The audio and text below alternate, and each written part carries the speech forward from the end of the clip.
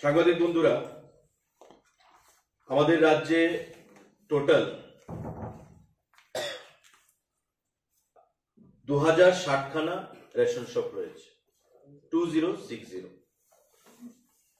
এই রেশন শপগুলোর মাধ্যমে আমাদের গণবন্টন যে ব্যবস্থাপনা সেটা সুদৃঢ় হচ্ছে প্রতিনিয়ত, এবং এই 2060 রেশন শপের মাধ্যমে আমাদের গণবন্টন ব্যবস্থার মাধ্যমে সারা রাজ্যে আমাদের জনগণ বিভিন্ন নিত্য প্রয়োজনীয় সামগ্রী সেগুলো পাচ্ছে। এতদিন বিভিন্ন জায়গায় 800, 900, 1000, 1200 রেশন কার্ড ছিল একটা রেশন শপে। আমাদের সরকার গঠিত হওয়ার পর গত 5 বছর সময়কালে 252টা আরো নতুন রেশন শপ সেখানে খোলা হয়, এবং আমাদের প্রয়াস ছিল প্রতি ক্ষেত্রে যে মানুষের অসুবিধা যাতায়াত তার কথা মাথায় রেখে, ভৌগোলিক অর্থাৎ জিওগ্রাফিক্যাল লোকেশনের উপর মাথায় রেখে আমাদের রেশন শপের সংখ্যা বৃদ্ধি করা, এবং এতে করে আমরা টোটাল যেটা আমরা সংখ্যাটা বলেছি 2060 খানা রেশন শপ এখন পর্যন্ত আমাদের রয়েছে।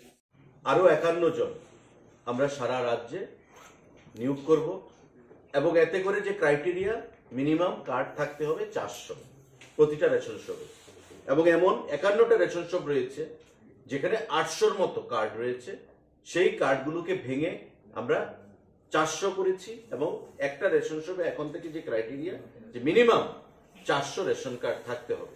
এতে করে আমরা মনে করি যে মানুষের যাতায়াতের সুবিধা হবে।